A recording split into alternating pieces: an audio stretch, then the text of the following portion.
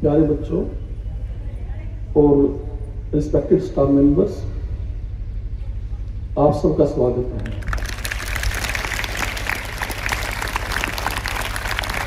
और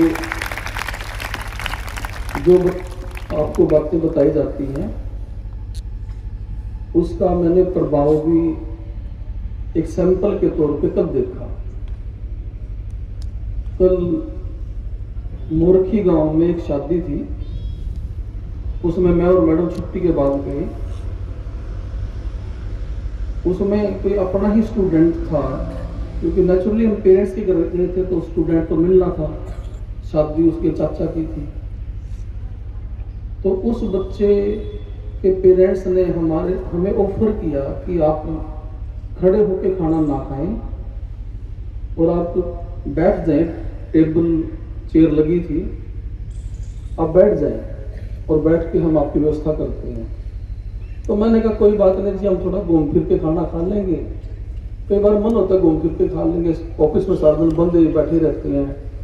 टेंट बड़ा था तो कभी उधर जाएंगे, थोड़ा सैर भी हो जाती है, टेंट के अंदर मिलना जुलना हो जाता है और मन पसंद से आदमी खाना भी खा सकता है। बैठेंगे तो फिर उनकी इच्छा से खाना आएगा, घूम के लेंगे तो अपनी इच्छा से कम ज्यादा ले सकते हैं।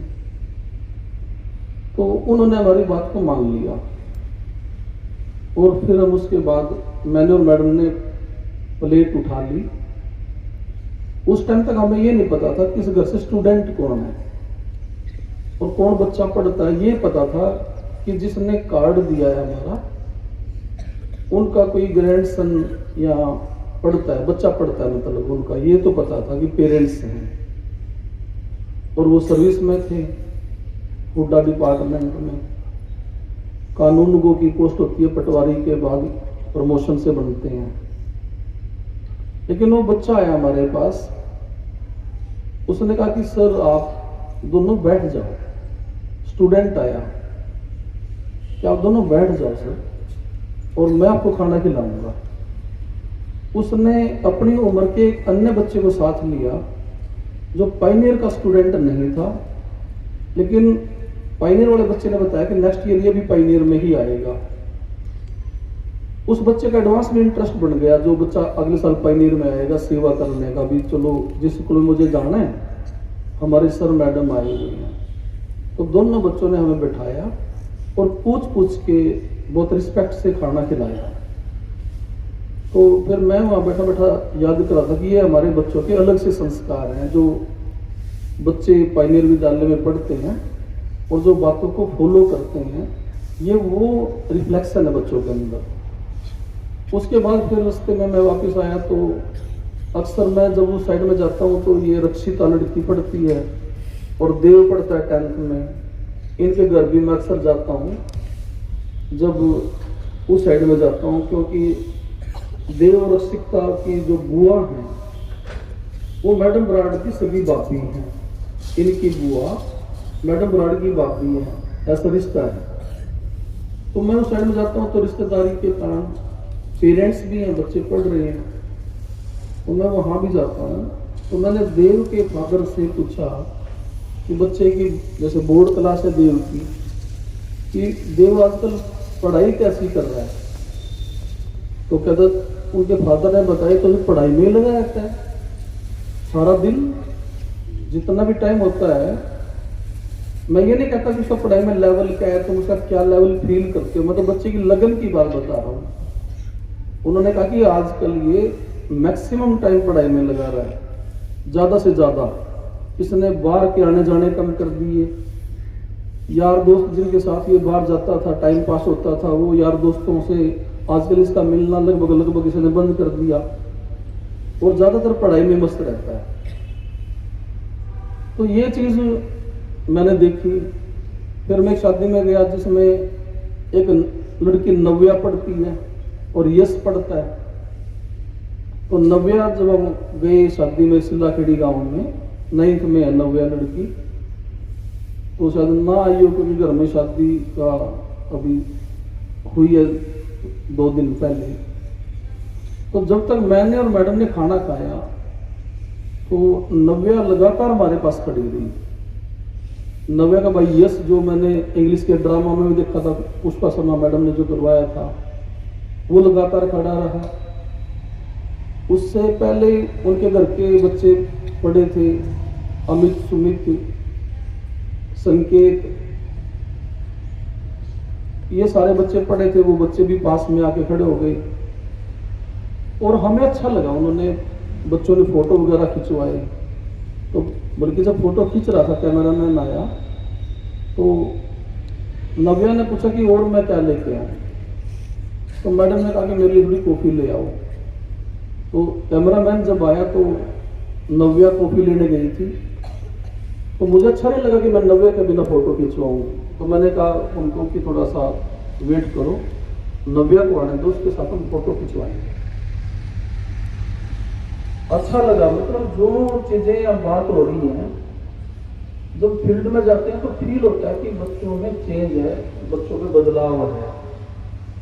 और इस बात को देखकर बहुत प्रसन्नता होती है कि आप इतना ज़्यादा बातों को फॉलो करते हो। और एक आपको मैं बात बताऊं कि बच्चों की जो एज होती है, जब तक तुम स्टूडेंट हो, तुम सारी इंस्ट्रक्शंस को फॉलो करो। जब तक तुम बच्चे हो, स्टूडेंट हो, जो भी इंस्ट्रक्शन तुम्हें कोई भी समझदार आदमी देता है, स्कूल से इंस्ट्रक्शन मिले, स्कूल से कोई शिक्षा मिले, अध्यापक से आपको कोई शिक्षा मिले, या कोई बड़ा रिश्तेदार आपको कोई शिक्षा दे, आप सबकी शिक्षा लेते जाओ। हाँ, इतने समझदार तो तुम हो, ये तो विवेक तुम्हारे अंदर है कि वो शिक्षाएं तुम्हारे लिए कितनी अनुकूल हैं। ये तो मैं समझता हूं, इतने समझदार बच्चे आजकल के हैं, क्योंकि शिक्षा तो हर कोई देगा, लेकिन वो शिक्षा मेरे अनुकूल है या नहीं है, उस शिक्षा से मेरा व्यक्तित्व तो निखरेगा या नहीं निखरेगा, उससे मेरे परिवार का माहौल सुधरेगा या नहीं सुधरेगा। ये इतना विवेक बच्चों में होता है, बड़ों में भी होता है। इतना तो डिफरेंशिएट बच्चे करते हैं। लेकिन मैं फिर भी न केवल बच्चों को, स्टाफ को भी बोलूंगा, और ये बात मैं अपने आप को भी बोल रहा हूं कि अच्छी शिक्षा जहां से मिले, अच्छी शिक्षा को लेना चाहिए और आजीवन लेते रहो अच्छी शिक्षाओं को। अब मेरे अंदर भी मैं अपनी बात करूं, आज भी बेशक मैं तुम्हारे आगे बात करता हूं, इतनी सारी बातें इतने सालों से बता रहा हूं, लेकिन सीखने की जो भूख है मेरे अंदर भी, आप इमेजिन नहीं कर सकते कि मेरा हमेशा ये मन करता है मैं ये चीज सीख लूं, मैं वो चीज सीख लूं, जब भी टाइम मिलता है तुरंत सीख लूं, किसी समझदार आदमी का कोई वीडियो देख लूं, कोई नई रिसर्च है उसको देख लूं, कोई अच्छा टीवी का कोई डिबेट है उसको सुन लूं और शिक्षा मिले। इसलिए जब तक तुम स्टूडेंट हो, इंस्ट्रक्शंस को, शिक्षा को, निर्देश को रिजेक्ट ना करो। हाँ, अपना विवेक लगा लो, ये मैं तुम्हें कहता हूं।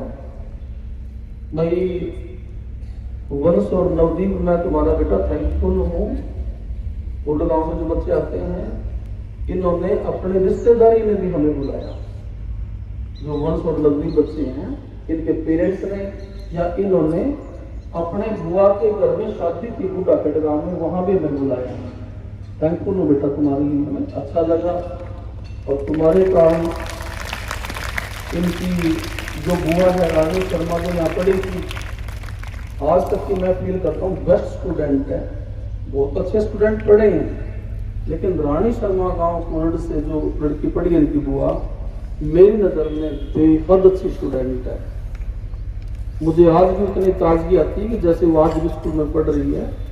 अच्छा लगता है। इन्होंने मुझे अपने रिश्तेदारी में भी बुलाया, और जिस बच्चे की शादी थी शायद वो यहाँ का स्टूडेंट नहीं था ना, हाँ, तब भी बुलाया। अच्छा है बेटा, बढ़िया। मैं तुम्हारी इसलिए प्रशंसा करता हूँ कि तुम्हारे संस्कार बेहद अच्छे हैं बच्चों के। Very good. तो जो जिंदगी है, हमें ऐसा लगता है बच्चों को भी बड़ों को भी कि जिंदगी में जैसे हमारे अंदर पर्याप्त मैच्योरिटी आ गई है, हम पर्याप्त समझदार हो गए हैं, एज वाइज हम ग्रोन अप हो गए हैं, बड़े हो गए हैं। ये हम स्टाफ भी सोच सकते हैं, बच्चे भी सोच सकते हैं। अच्छी बात है, अच्छी बात है, बड़े हो गए हैं, मैच्योरिटी आ गई है। स्वाभिमान जगाना चाहिए, अपने आप को स्वीकार करना चाहिए। लेकिन मैंने ये पाया है कि जिंदगी हर रोज नई है। जो हम कल थे हम वो आज नहीं हैं, और जो हम कल बनेंगे वो भी आज नहीं है। मैं कल्पना कर रहा था, एक टाइम आता है, एक महिला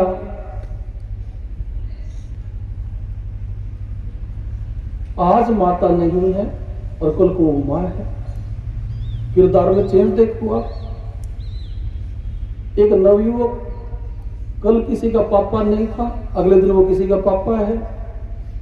वन डे का ट्रांसफॉर्मेशन, एक ही दिन का। आज कोई दादा नहीं है, एक सिंगल डे आता है वो दादा होता है। कोई नौकरी ज्वाइन करता है, आज वो बेरोजगार है, कल को उसके पास रोजगार है। युवा बच्चे हैं, आज अनमैरिड है, कल को मैरिड है। ऐसे जो मैंने एग्जाम्पल दिए, जीवन के अंदर परिवर्तन की बेहद बड़ी संभावनाएं हैं। और हम अगर जीवन के अनुकूल बनना है तो अपने अंदर हर रोज कुछ परिवर्तन लेकर आए। और बदलाव फील नहीं होते। छोटे छोटे पौधे आपके देखते देखते बेहद बड़े हो जाते हैं, बीज पौधे में बदल जाता है और हमें फील नहीं होता। ऐसे छोटे छोटे ज्ञान लेने से, छोटी छोटी इंस्ट्रक्शन लेने से मानव के अंदर भी बहुत बड़ा बदलाव आता है। जैसे मैंने बताया, एक दिन मैं पहले आपको बता रहा था, ये जो बटरफ्लाई देखते हैं, तितली, बटरफ्लाई, आपने फूलों पे, पौधों पे, कार्टून में देखे ना बटरफ्लाई सबने। बटरफ्लाई का आप लाइफ साइकिल देखना जाके यूट्यूब के ऊपर। तितली का जीवन चक्र साइंस के टीचर्स को तो भली भांति पता है। जो बटरफ्लाई होती है तितली, वो पौधों में ही कहीं ना कहीं अपने छोटे छोटे अंडे दे देती है। बटरफ्लाई पौधों के अंदर, जिन पौधों में वो रहती है उनके अंदर ही अपने अंडे दे देती है। उसका एक स्टेज है जीवन का। वो आज बटरफ्लाई है, उसने अंडे दे दिए। अंडे कुछ देर अंडे ही रहते हैं। प्रत्येक जीवधारी के अंडों के अंदर भी भोजन होता है। आपने कुछ अंडे क्रैक हुए देखे होंगे स्कूल में, कबूतर के अंडे, काफी लिक्विड सा होता है उसमें। आपने मुर्गी के अंडे देखे होंगे। अंडे में पहले से खुराक होती है। अंडे के अंदर जो जीवन बनना होता है, उसके अंदर जो भी जीव बनेगा कुछ दिन वो खुराक अंडे के अंदर से लेगा। मुर्गी का बच्चा अंडे के अंदर से खुराक लेता है, बाहर की दुनिया को बाद में देखता है। तो बटरफ्लाई भी अंडे देती है। धीरे धीरे क्या होता है, कुछ टाइम के बाद उस अंडे के अंदर एक जीव बनता है। मैंने पहले भी आपको बताया है, जिसको लार्वा बोलते हैं। अंडा टूटेगा, लार्वा बाहर निकलेगा। लार्वा एक ज्यादा टांगों से चलने वाला एक कीड़ा होता है। तुमने पौधों पे ऐसे कीड़े देखे होंगे जिसकी ज्यादा टांगे होती हैं। वो कुछ दिन तक अंडे से जो लार्वा बना वो पौधों के ऊपर कीड़े की तरह चलता है, ऐसे रेंग के पांव से, और पौधे के हरे हरे पत्तों को वो खाता रहता है, ऐसे अपने जीवन को आगे बढ़ाता है। तो पहले अंडा था, अंडे की शेप फाइनल नहीं थी, उसे लार्वा निकला, लेकिन लार्वा उसकी शेप भी फाइनल नहीं है, उसमें भी बदलाव होना है। और लार्वा धीरे धीरे क्या करता है, एक दिन चलना बंद कर देता है, अपने आप को फिक्स कर देता है एक जगह पर, कुछ अंदर से कुछ केमिकल निकालता है, अपने आप को पेड़ की शाखा से चिपका लेता है, और जैसे कैप्सूल होता है ना, दवाई लेते हैं पेशेंट, दवाई लेते हैं, कैप्सूल आता है, वो कैप्सूल की तरह अपने आप को पेड़ के साथ चिपका के फिक्स कर लेता है। अब वो लार्वा फिक्स हो गया कैप्सूल की तरह, पेड़ से चिपक जाता है, ब्रांच से या किसी पत्ते से। कुछ दिन वो उसको फिर प्यूपा बोलते हैं। कुछ दिन के बाद उस प्यूपा से एक बार फड़फड़ाती तितली बाहर निकल जाती है। आप देखो, फेजिस देखो और ट्रांसफॉर्मेशन देखो, बदलाव देखो कि एक दिन अंडा था, बिल्कुल अंडे से अलग तरह का जीव, रेंगने वाला लार्वा आया, फिर वो बिल्कुल फिक्स हो गया, प्यूपा बना, और बिल्कुल एक डिफरेंट चीज निकल गई, तितली। आदमी का जीवन भी ऐसा है, आदमी की भी कोई भी स्टेज फाइनल नहीं है। हम अज्ञान के वशीभूत, अज्ञानी होकर अपने स्टेज को फाइनल मान लेते हैं। हम तो परिपक्व हो गए, हम तो मैच्योर हो गए, और ये परिपक्वता का तो भाव कई बार बच्चों में आ जाता है, 10th के बच्चे में, 9th के बच्चे में, 11th के बच्चे में। अब मुझे समझाने की जरूरत नहीं, मैं तो समझदार हो गया हूं, जबकि अपने जीवन के अंदर छोटा सा बच्चा बिल्कुल जो माँ बाप की गोद में है, वो आप देखते हो 1.5-2 साल के बाद वो छोटा सा बच्चा इन्फेंट, वो फिर चल रहा है, पैदल चलना सीख रहा है, गिर रहा है, उसके बाद थोड़ा सा वो बड़ा हो गया, 3+ का हो गया, वो स्कूल आ गया, छोटे छोटे बच्चे बैठे हैं अभी। उसके बाद फिर वो स्टेज बढ़ी तो 4th-5th का बच्चा बन गया, फिर तुम्हारा 9th, 10th, 11th का बच्चा बन गया। उसके बाद वो फॉर्म भी चली गई, फिर तुम बड़े हो गई, जैसे टीचर लोग बैठे हैं, आपके पेरेंट्स बैठे हैं, फिर लाइफ का वो दौर आया। उसके बाद लाइफ के अगले दौर भी हैं, बुजुर्ग होते हैं, दादा दादी बनते हैं, वो अलग स्टेज है। तो एक आदमी को बच्चे से लेकर, जैसे मैंने बताया तितली का जीवन है, उसके ट्रांसफॉर्मेशन है, ऐसे सेम ट्रांसफॉर्मेशन मानव के जीवन में है। अब तुम कल्पना करो 11th के बच्चे, 10th के बच्चे, कि तुम कहां से कहां तक आ गए और हम कहां से कहां तक आ गए। जितने लेवल के बच्चे बैठे हैं सारे लेवल हमने भी जिए, हम आगे बढ़े। इसमें आदमी को इतना समझदार बनना चाहिए कि एक तो मुझे अगले स्टेज पे जाना है। जो आज के बच्चे हैं उनको बाद में पेरेंट्स भी बनना है, ग्रैंड पेरेंट्स भी बनना है, कल को बच्चों की शादियां भी होती है। आप ये मान लो कि जो फेज आप जी रहे हैं ना, ये आपका परमानेंट फेज नहीं है, ना टीचर्स का है और ना बच्चों का है। और वैसे भी बायोलॉजिकली देखें तो साइंस के टीचर आपको बताते होंगे कि हमारा जो शरीर है वो सेल्स से बना है, कोशिकाओं से। हिंदी में कोशिका बोलते हैं, इसमें उसको सेल्स बोलते हैं। और हजारों लाखों सेल, अब कैसी कोशिकाओं से, अब अपने स्कूल में तो है नहीं, चौक होता है बोर्ड पे लिखने वाला, उसकी नीचे डस्ट गिरती है जहाँ चौक का यूज होता है घर में, अगर तुमने देखा हो। लकड़ी का मिस्त्री होता है, वो लकड़ी काटता है तो बहुत सारा बुरादा नीचे गिरता है, तो इसका मतलब लकड़ी भी छोटे छोटे पीसेस से बनी है, बुरादे से, और चौक छोटे छोटे कणों से मिलकर बनता है। ऐसे आदमी का शरीर जो आप इन टोटलिटी जो मानव की बॉडी देख रहे हो, ये छोटे छोटे सेल से मिलकर, छोटी छोटी कोशिकाओं से, छोटी छोटी रचनाओं से मिलकर बनता है। और इसके अंदर हर रोज हजारों लाखों सेल डेड होती है, शरीर के अंदर मर जाती हैं। और वो डेड सेल्स को हम अपने यूरिन के थ्रू या अपने टॉयलेट के थ्रू पास करके बाहर निकाल देते हैं। और जो हम भोजन खाते हैं हर रोज, भोजन की आवश्यकता क्यों है? एक तो ऊर्जा चाहिए, दूसरा नई सेलों का निर्माण भी होना है। तो ऐसे हमारे भोजन से जो डिफरेंट तरह के इंग्रेडिएंट्स हम लेते हैं खाने में, उससे नई सेलों का निर्माण होता है, पुरानी सेलें मरती रहती हैं।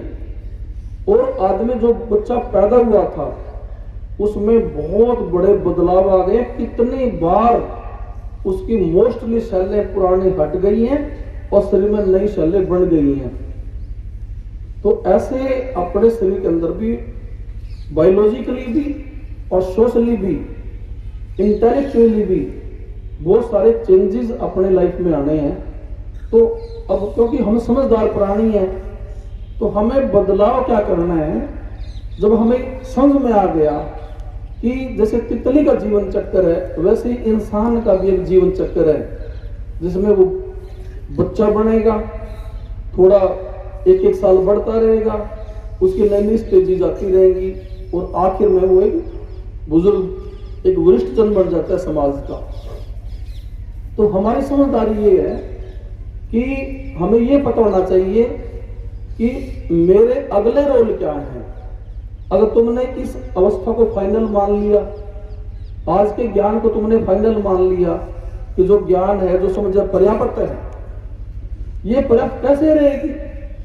एक दिन तुम किसी बड़े ऑफिस में नौकरी के लिए जाओगे, तुम कहीं विदेश में जाओगे, एक दिन तुम्हारी शादी हो जाएगी, एक दिन हम माँ बाप बन जाएंगे।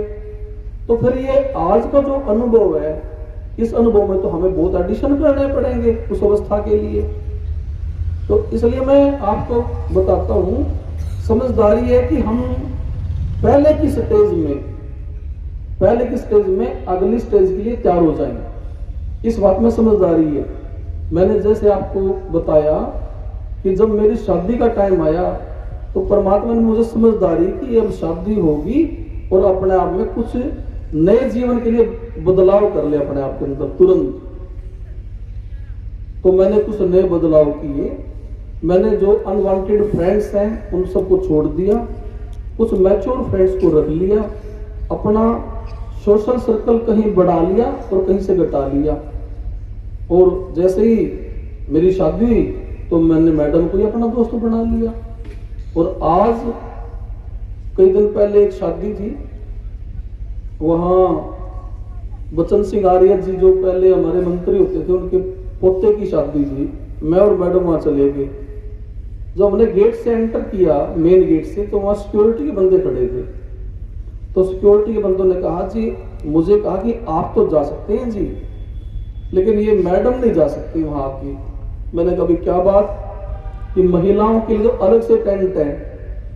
मैंने कभी आप जाने दो, आगे देख लेंगे, जब बिल्कुल आगे जाएंगे रोकने के लिए, हम वहां रुक जाएंगे, वहां तक जाने दो। मैं इनके साथ ही रहता हूं, मैं थोड़ा सा लेने दो मुझे चुनौती, मुझे आगे जाने दो। तो हम आगे गए तो फिर वो मेन गेट एंट्री का आया। पहले गैलरी थी लंबी सारी, जैसे मैरिज पैलेस में होती है। आगे मेन गेट आया तो वहां मंत्री जी खुद खड़े थे। और मंत्री जी ने तो हमसे ये कहा कि बोला, मैडम को बोला कि बहन जी, बराड़ साहब को 2 घंटे रखना, मेरी शादी में 2 घंटे से पहले ना चले जाएं। और वहां तो किसी ने हमने टोका ही नहीं कि महिला नहीं जा सकती। अब अंदर चले गए, पूरे हजारों लोगों की भीड़ में एक ही महिला थी, मैडम बराड़। और मैंने फिर मैडम बराड़ को कहा कि आप इस बात को देखो, इस बात को आप फील करो। नंबर एक बात तो सबको रोका गया होगा जो भी आए होंगे कपल में। एक मैं आदमी हो जिसने जिद की और आपको अंदर तक लेके गया पुरुषों के बीच में। मगर 2 ही कारण है। या तो वो गेट पे रुक गए कहने से, रुक तो मैं भी जाता, रुक तो मैं भी सकता था, अलग व्यवस्था थी, नेचुरली थी, लेकिन मैंने कभी मैं क्यों बटोरे के चक्कर में। और सच बताऊं, ये सोच के गया था अगर किसी ने मुझे और मैडम को रोक दिया ना कि महिला नहीं जा सकती, तो आपके मिस्टर ब्राड वापस कार में बैठ के अपने स्कूलों में आ जाते, शादी अटेंड नहीं करते। मैं आपको दावे से बात कह रहा हूं, मैं उस शादी को छोड़ देता जो हमारे बीच में बंटवारा करती। लेकिन वहां बंटवारा मुझे पता है, मंत्री जी को तो एक बार मैं अकेला मिल गया था, तो बोला ब्राड जी मैं आपको कभी अकेला नहीं देखना चाहता, मेरी एक रिक्वेस्ट है, आप दोनों अच्छे लगते हो और आप हमेशा इकट्ठे रहा करो। मैंने कहा जो आदमी मुझे खुद एडवाइस करते हो मुझे क्यों रोकेंगे। उन्होंने खुद कहा था मुझे कि सिटी पार्क में एक दिन मैं अकेला चला गया, शादी में कोई मजबूरी हो गई, तो भीड़ के बीच में से मंत्री जी ने मुझे बुलाया अपना पीए भेज कर, ब्राड साहब को बुलाओ। मैं आया, बोला एक तो मेरे पास खाना खाओ बैठ के, दूसरा मुझे ये बताओ कि मैडम नहीं हल्की वो तो बहन जी कहते हैं कि बहन जी क्यों नहीं आई। मैंने कहा जी मैं सीधा जीन से आया था, कुछ काम था और मैंने सोचा कि मैं शादी में एक हाजिरी लगा लेता हूँ, मैडम को लाऊंगा तो मुझे स्कूल जाना पड़ेगा। और जीन कोई ऐसा काम था ऑफिस का जहाँ मैडम को स्कूल में छोड़ना जरूरी था, स्कूल भी अटेंड करना जरूरी था। बोला जी आपको कुछ भी काम हो बस आप अकेले कभी दिखाई ना देना। और मैं मंत्री जी से सच पूछूं, उस डर के मारे एक दो बार मैं छोड़ जाता, उसके बाद नहीं छोड़ता, कोई मंत्री जाके ना मिल जाए और मुझे टोकन ना दे। एक तो मैडम को बताया कि आप देखो हमारी स्ट्रेंथ देखो रिश्तों की, कि मैं आपको लेके गया सारी बाधाएं पार करके, मैं किसी से रुका नहीं। दूसरा मैंने मैडम को कहा देख मैडम जी दो ही कारण है, या तो लोग रुक गए इनके रोकने से, दूसरा कारण है इतने सारे जो पुरुष हैं तो हजारों लोग ये सारे शादीशुदा हैं या ये महिला को लेकर ही नहीं आते अपने साथ, दो ही कारण है। तो मैं तो ना तो इनसे रुका, दूसरा आप एक यूनिक महिला हैं जो प्रायोरिटी पे हैं, अकिन को साथ में जरूर रखना है। तो मैंने कहा अपने आप को खुश नसीब आप इस बात के लिए समझो। तो जो मैं आपको बात बता रहा था कि हमें अब कई होते हैं, मेरी बड़ी इच्छा थी कि मेरे पिताजी, देखो मेरे पिताजी 93 की एज में दुनिया छोड़ के गए, और ये तो है नहीं कि मैंने अपने पिताजी को 93 की एज में देखा, तो मैंने अपने पिताजी को 50 साल का भी देखा होगा, 55 साल का देखा, जैसे मेरी उम्र है इससे पहले भी देखो, बच्चे देखते हैं अपने फादर्स को। तो मेरी बड़ी इच्छा थी कि मेरे पिताजी खूब धार्मिक प्रवृत्ति के बने, और जब इनका आगे एकांत का टाइम आए तो ये प्रभु का भजन करते रहे, बैठे बैठे प्रभु का सिमरन करते रहे, बैठे इनका मन लगे, मन बहले। क्योंकि 2003 में मैं थोड़ा अध्यात्म की लाइन में आ गया, तो उस टाइम मुझे लगा कि जो आनंद मैं ले रहा हूं मेरा पिताजी भी इन आनंद को ले अध्यात्म के, खुश रहे, मस्त रहे। लेकिन मेरे पिताजी को ये लगता था कि मैं इतना बड़ा नहीं हुआ, इतना बूढ़ा नहीं हुआ कि बैठे बैठे मैं राम ही रटूं, परमात्मा का नाम ही लेते रहूं, उनको ऐसा लगता रहा। और एक नई स्टेज की वेट करते रहे, बिल्कुल जैसे उनको लगा जैसे कंडम होकर ना बैठता बुजुर्ग खाट पे कि तो वो अवस्था आएगी। मैंने बहुत बार इच्छा व्यक्त की अपने पिताजी से, लेकिन धीरे धीरे सब अवस्था निकल गई और पिताजी उन्हीं भावों के साथ संसार से विदा हो गए, जिसका मुझे बड़ा अफसोस रहता है। तो सबको लगता है, बच्चों को भी, कि ये रेस्पॉन्सिबिलिटी तो थोड़ा बड़ा होकर लेंगे, ये फेज बाद में आएगा। लेकिन समझदार आदमी वो है जो अगली स्टेज के लिए पहले से अपना को तैयार कर ले। अब आजकल बच्चों के साथ क्या हो रहा है, जैसे नीतीश की शादी हुई, मेरे जितने फ्रेंड हैं सब पूछेंगे एक ही बात, और ठीक ठाक हो? हाँ जी। जो शादी हुई, बच्चों का जीवन कैसे चल रहा है? मैं ये सबको ये कहता हूं कि बच्चों का जीवन, मुझे तो ऐसा लग रहा है कि ये गरिमा और कीर्ति यही पैदा हुई थी। अब बच्चों तुम भी महसूस कर लो, अगर मैं कोई तथ्य छुपा रहा हूं तो स्टाफ आप भी फील कर लो, मुझे भी फील होता है। मैं कहता हूं मुझे तो ऐसा फील होता है कि ये बेटियां यही थी शुरू से ही और बाहर से आई ही नहीं, हमें तो इनके आने का पता ही नहीं लगा, ये तो इतनी एडजस्ट हो गई परिवार के अंदर। बोला जी सबसे बड़ा सवाल यही है जो आजकल बच्चों से पूछा जा रहा है, शादी जिनके घर में नए नए बच्चे आए हैं कि बच्चे कैसे हैं, बच्चे कैसे हैं। कह रहे हैं जी 10 में से 6 बच्चे शादीशुदा होने के बाद उनके बीच में डिस्प्यूट आ रहे हैं बहुत भयंकर, लड़कियां रूठ के मायके बैठ जाती हैं, पंचायतें होती हैं, झगड़े होते हैं। बोला जी इसलिए हमारा तो कंसर्न था, इसलिए हमने आपसे पूछा। मैंने कहा मेरे साथ तो ये इश्यू है ही नहीं, मुझे तो बड़ा अच्छा लगता है। और इस बात का ये आश्वासन मैंने शादी से पहले इन दोनों को दे दिया था।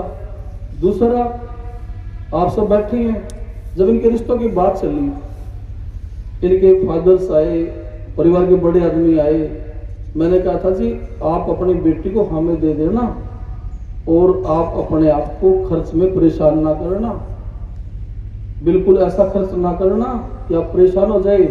हमारे घर में आपको कुछ भी नहीं देना, बिल्कुल फ्री, बस लड़की को अच्छे से विदा आपने करना है और अपनी इतना वजन ना उठाना जिसका आप भार महसूस करो। और मैं तो कोई सामान आपका लूंगा नहीं, मुझे तो कोई जरूरत नहीं है और आप भी मुझे बिल्कुल कुछ ना देना।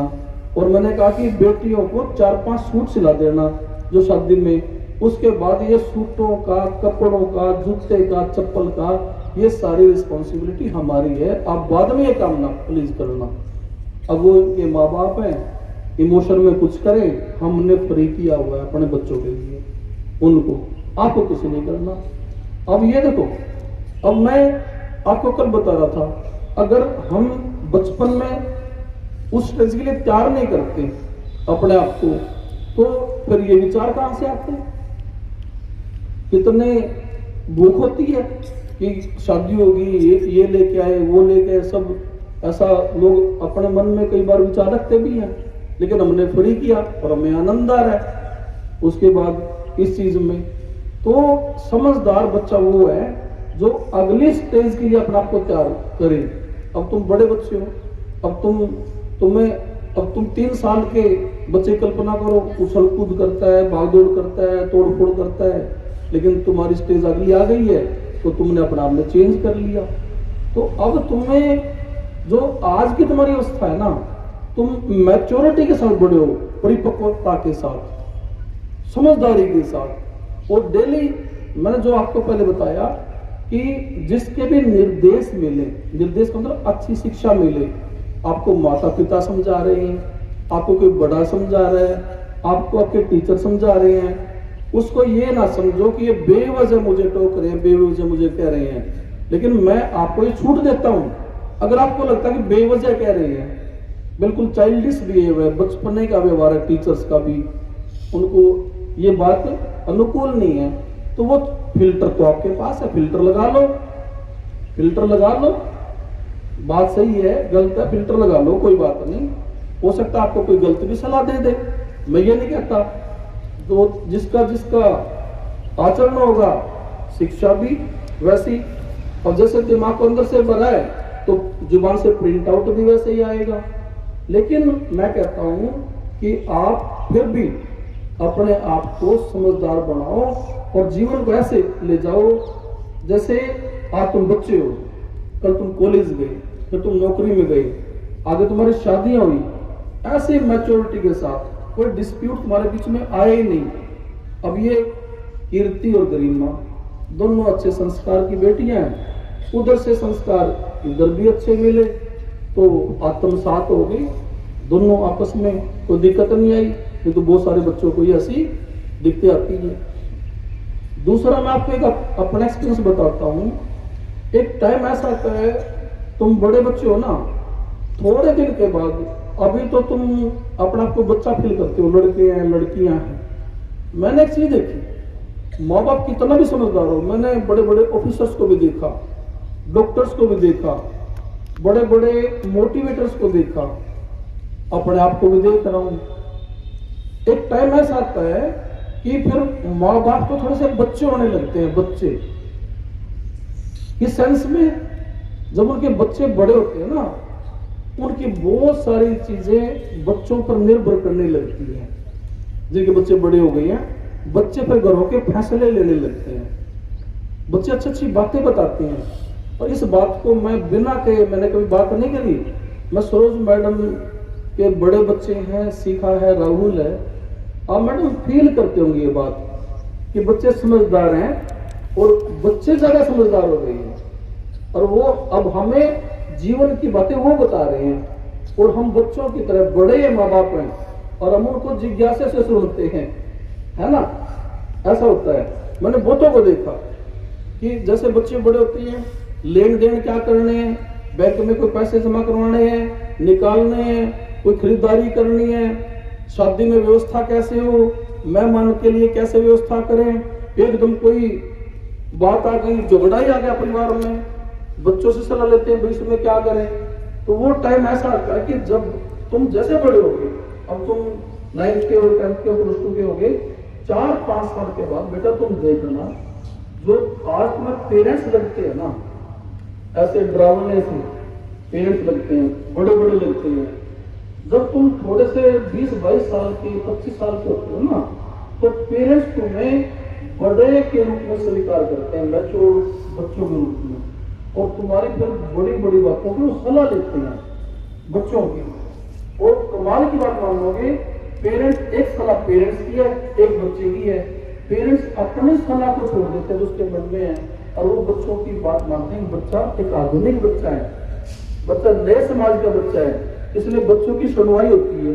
बहुत सारे मामले, कई मामले हैं, मैंने पीछे बताया, मान लिया मैंने इनसे डिस्कस कर लिया, नितिन से, मेरे मन में कुछ और भाव है, इन्होंने डिफरेंटली का आइडिया दे दिया, मैं तुरंत अपने आइडिया को विड्रॉ कर लेता हूँ और इनकी बात को अच्छा मानने लगता हूँ। बड़ी अच्छी बातें कहती हैं, बहुत विषयों पर अच्छी बातें कहते हैं, लेकिन जहां ये सोचते हैं कि हमारे फादर हैं, इनका अनुभव है और इनकी अच्छी बातें, तो ये समर्पण करके रखते हैं कि आपने सही सोचा, आप आगे बढ़ो, हम आपके साथ हैं। ऐसा भी होता है। तो ये परस्पर जो समर्पण होता है, कभी बच्चों का पेरेंट्स के प्रति और कभी पेरेंट्स का बच्चों के प्रति, ये बेहद अच्छी कल्चर है परिवारों के अंदर। तो ये कल्चर आपने डेवलप करनी है अपने परिवारों के अंदर। तुम बच्चे हो, आज पेरेंट्स की बातों का समर्थन करो, और कुछ आपके पास अच्छे आइडिया हैं, अपने अच्छी आइडिया सीखे हैं, तो उसकी शेयरिंग अपने पेरेंट्स से करो। और एक बात जरूर मान लो कि जैसे अब मैं आपको बताता हूँ, अब ये मैडम की भाभी बताया मैंने बाखेड़ा से, अब वो एक टाइम तो बेटी थी, सोनिया नाम है उसका, +2 करके गई, अब और बड़ी हुई, उसके बच्चे हो गए। अब मैं देखता हूं कि वो अपने मायके की काफी चीजों को वो लड़की डिसाइड करती है, क्योंकि आगे उसको आगे भी अच्छा माहौल मिला, वो काफी लड़की समझदार है, शादी में यहाँ 10 दिन रुकी, वो समझदार है, तो उसके बहुत सारे मतलब उसके बहुत सारे सलाहों की वैल्यू है मायके के अंदर। और मैं, वो तो एक एग्जाम्पल है, तो आप भी महिलाएं हैं, हमारे टीचर हैं, आप भी देखते होंगे आपके मायके के अफेयर्स में आपके कहने की बहुत सारी वैल्यूज हैं। हम राजविंदर मैडम है, और राजविंदर मैडम के मैं मायके गया तो कितनी जबरदस्त अंडरस्टैंडिंग देखी मैंने, इनके फादर की, मदर की, सारे परिवार की, और मैडम की तो पूरी वहां खूब चलती है। चलने का मतलब ये नहीं है, चलने का मतलब है कि पूरी एक्टिव भागीदारी है मैडम की अपने फैमिली के अंदर। तो जिसको मैंने देखा, मैं रियलाइज कर रहा हूँ, ऐसे आप जितने भी टीचर्स हैं, आपकी भी मैं मानता हूँ कि आपकी पूरी सलाह मशवरा आपकी मदर्स के साथ। अब अंजलि भाई की शादी थी आपकी गोहाना में, तो अंजलि को तो कितने दिन पहले जाना पड़ा शादी में। अब देखो शादी हो गई है, बेटी भेज दी है, तो अंजलि मैडम को शादी में 10-15 दिन एडवांस जाना पड़ा, क्योंकि वो अंजलि मैडम की पूरी सहायता चाहते थे सलाह मशवरे में। तो ऐसे जो समझदार बच्चे होते हैं उनकी घर में खूब चलती है, और बेटियों की तो शादी के बाद भी बहुत सारी राय चलती है। तो तुम अपने आप को इतना कैपेबल बनाओ कि तुम्हारी राय की वैल्यू हो, इतना कैपेबल बनाओ कि तुम्हारी राय की वैल्यू हो। और दूसरा देखो बेटा, अब राय अच्छी बना लो या राय बुरी बना लो, तुम्हारे राय की वैल्यू होनी है। बुरी होगी तो परिवार गलत दिशा में जाएगा, गलत राय मिलने लगेगी पेरेंट्स को। पेरेंट्स ने तुम्हारी बात माननी है, तुम्हारी मदर्स ने, तुम्हारे फादर्स ने 10 साल बाद तुम्हारी बात माननी है। अगर तुम मैच्योर हो तो तुम्हारी बातों से परिवार आगे बढ़ेंगे, और अगर तुम ऐसे झगड़ालू हो, मैच्योरिटी नहीं आई, समझदारी नहीं आई, और ऐसे ऐसे बचपने की बात करोगे, बात तो तुम्हारी वो भी माननी जाएंगी, लेकिन उससे रिजल्ट अच्छे नहीं आएंगे। तो इस बात का तुम्हें ध्यान देना है।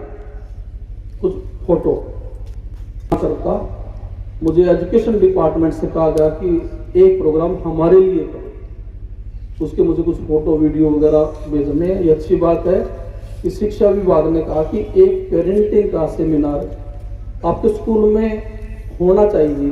तो मैंने कहा कि किसी को भेज दो, बोले आपसे बेहतर कौन करेगा, आप ही करो, और फोटो भेज दो, सरकार को चाहिए। तो इसलिए आज का थोड़ा सा मुझे स्पेशल असेंबली ये सरकारी जरूरत के मुताबिक करनी पड़ी आज। तो कुछ फोटो, हाँ, तो मैं आपको बता रहा था कि आप समझदार बनो।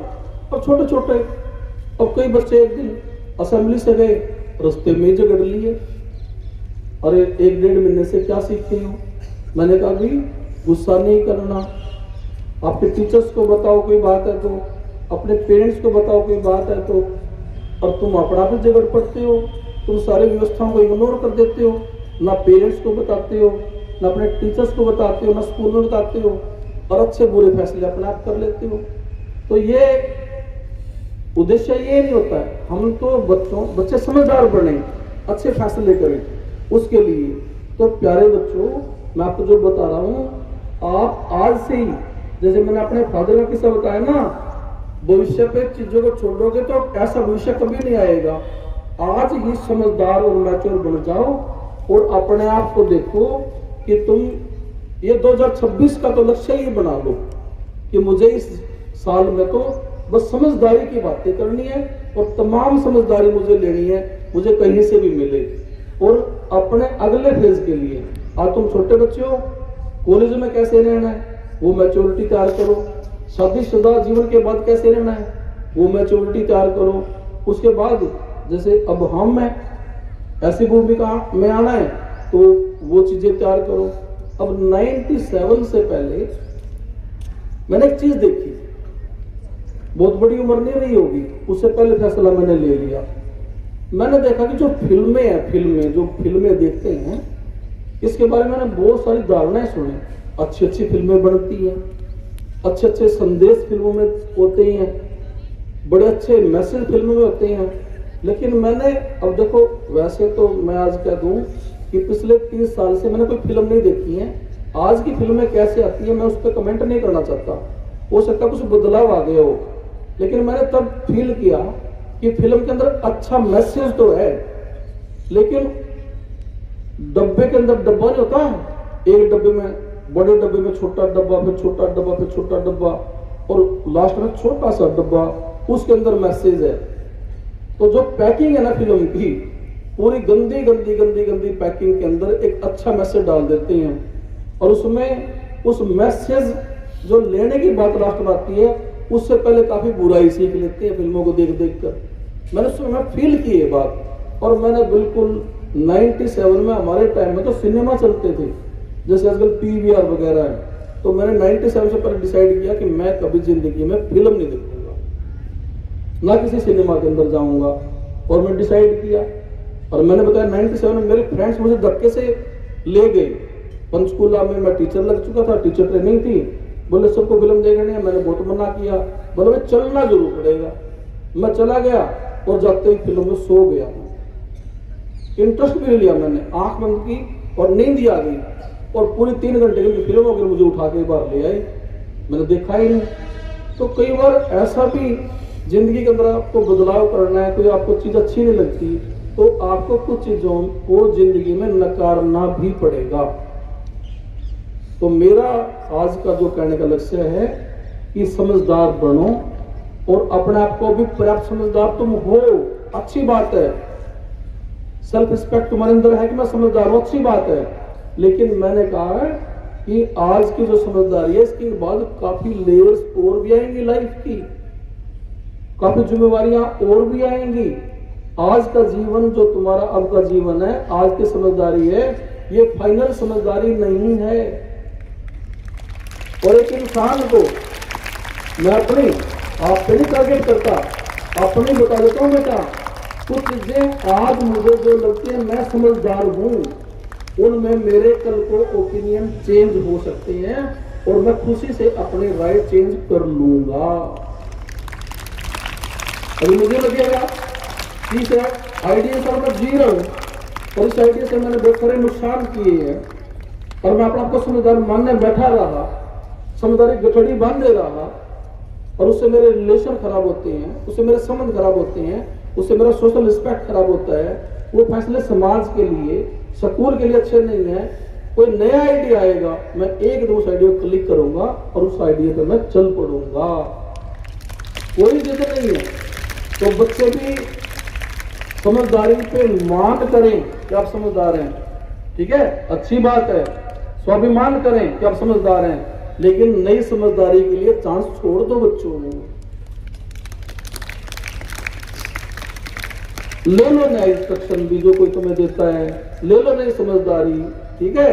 और ऐसे एक दिन ऐसा आएगा कि तुम सब बच्चे फूल की तरह खिलोगे और मेरी बातों को याद रखोगे।